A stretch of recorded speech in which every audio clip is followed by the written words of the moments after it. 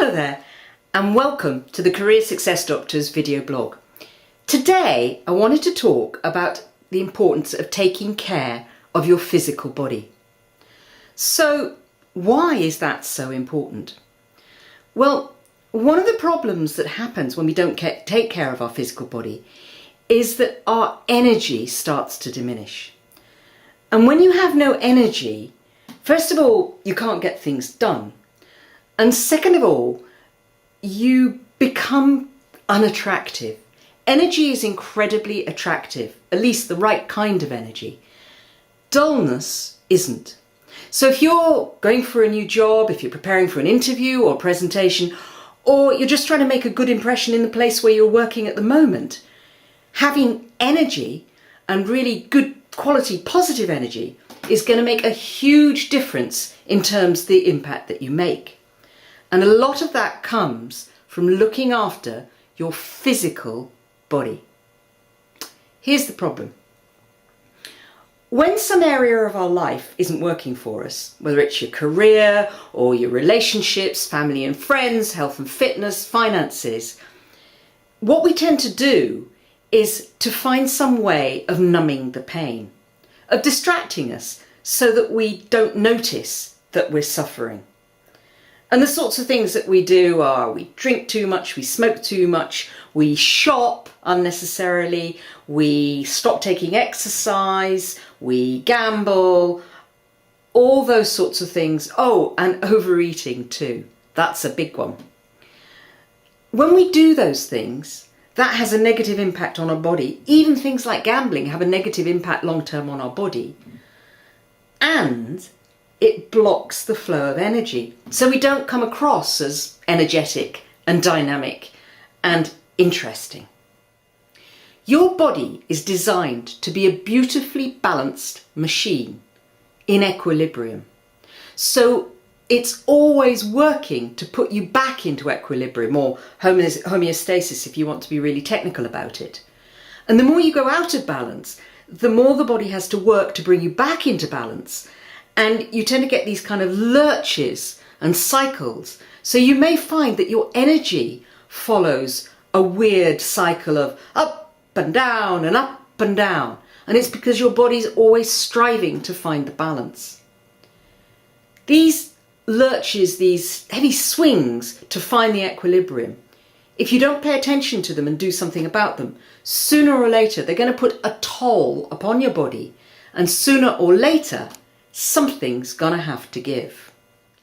When we numb the pain, we're not paying attention to the causes of the pain.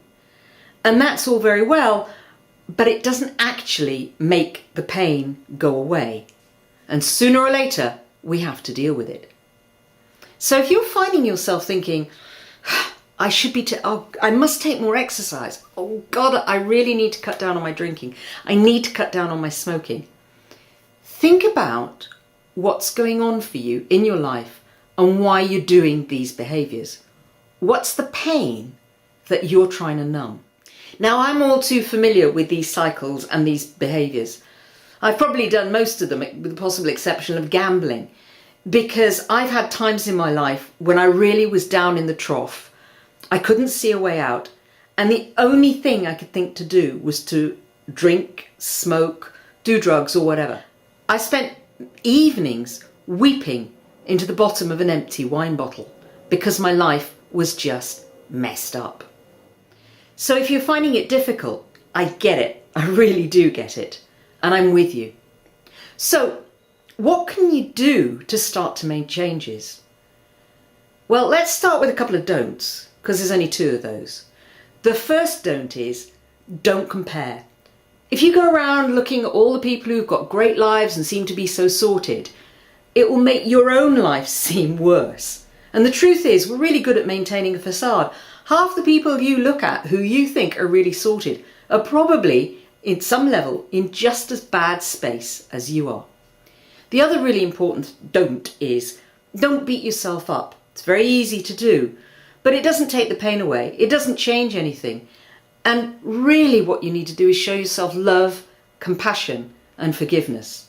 Because, sure, you're not getting it right at this point. So, Let's look at some small steps that you can take, baby steps that you can take to start to change things. First one is to get the energy moving.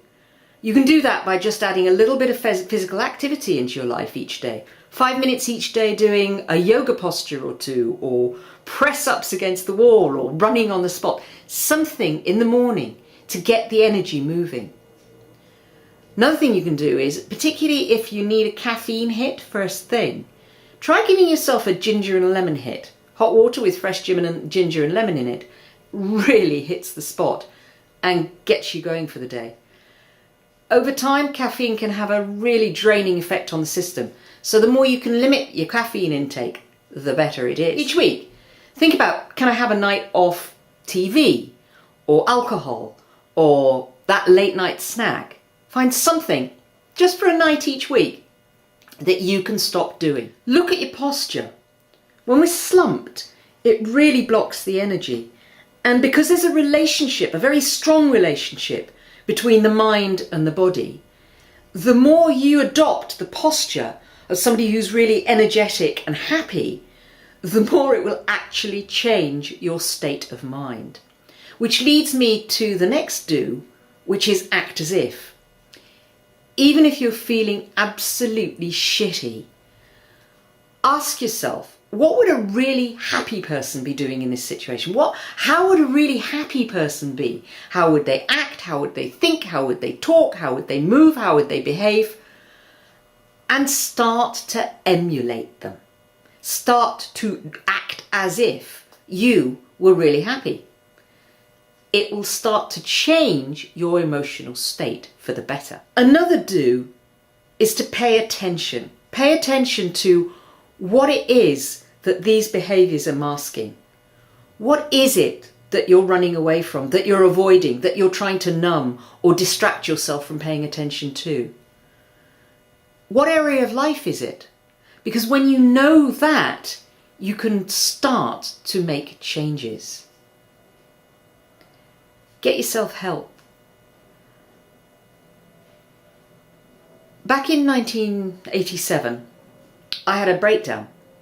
But because in my family we didn't believe in that sort of thing, I didn't believe I could possibly be having a breakdown, and I certainly didn't believe in going for help. I didn't look for help. Looking back, I know that if I'd gone for help back then, I'd probably have saved myself about 10 years of depression and misery. Now, sure, I learnt a lot with the depression and misery, and it's enabled me to help other people. But you know what? I think it would have been a good thing if I'd asked for help earlier and in the first place. So ask for help. And maybe it's just friends and family, or maybe it's getting a coach or a therapist.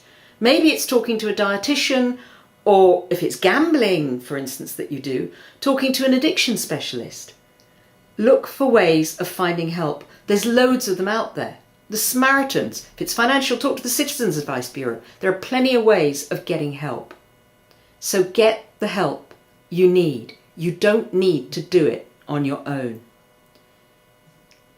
I hope you found this video useful, and I'd love to hear what you thought about it, get your comments. So feel free to comment below the video, or if you want to, go to my Facebook page, The Career Success Doctor, or go to the website, thecareersuccessdoctor.com, and put a comment on the blog. And I look forward to hearing from you. Bye.